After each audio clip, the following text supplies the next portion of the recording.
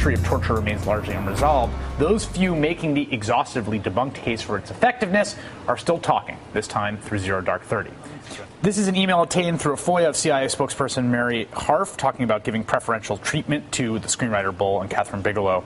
I know we don't pick favorites. It makes sense to get behind a winning horse. Mark and Catherine's movie is going to be the first and the biggest. It's got the money behind it and 2 Oscar winners on board. We know that there was cooperation with members of the CIA. At the same time, you have Panetta explicitly saying this is not accurate about what actually happened factually. And what's amazing about this entire episode to me is when you read the letter from Levin and McCain and Feinstein, they refer to torture when they're talking about it happening fictionally in the film. When they switch to talk about reality, they say coercive interrogation techniques. Because, of course, they can't say the word torture because torture has a very specific important legal meaning, and they can't on record accuse the U.S. government of committing war crimes. Let me just talk for a minute about the way in which the film was made.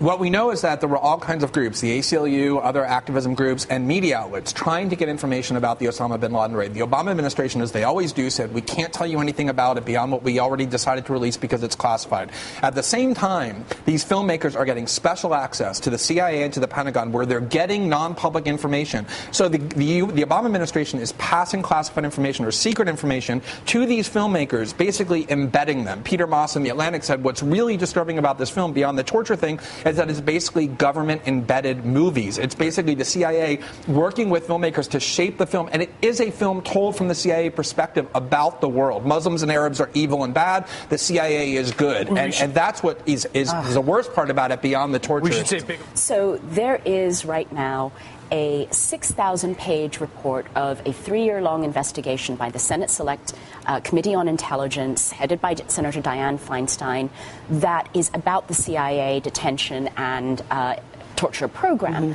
And that report needs to be made public because that conclusively refutes any suggestion that torture was effective. But the key thing about this also, and going back to what Glenn said, is the vacuum of information created by the Obama administration. I think we should talk about that. Part of what we're doing here is going exactly where we don't want to go as a country, which is having a conversation about whether torture works or not.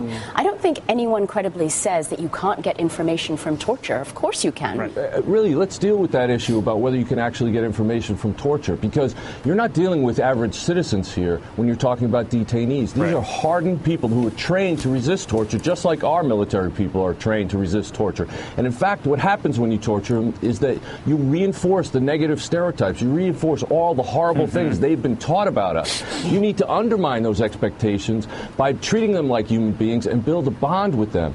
I don't believe that torture actually gets information. And so many people who have watched the film have said the impression that you get, both literally and impressionistically, is that in the absence of torture, we would not have been able to achieve what Americans consider the greatest achievement of the last decade, which is finding and killing Osama Bin Laden. And that is what one of the things that makes this film so disgusting and so dangerous is that although you're right, and I think we can all agree that torture shouldn't be allowed even if it is beneficial, the reality from participating in torture debates is that Americans believe that torture is supportable, the ones who do, not because they don't realize it's brutal. So, I mean, you look at torture because you're an opponent and you look at these scenes and you think, wow, I'm recoiling from these scenes. Americans know that torture is brutal. That's why they think it works. They have supported torture because they believe that the people who are doing it to are primitive, violent, horrible savages who need to be treated brutally because that's the only way we can get information and that's the way we stay safe. That is what this film reinforces in every single conceivable way. And the worst part about it, as Mr. Clementi has so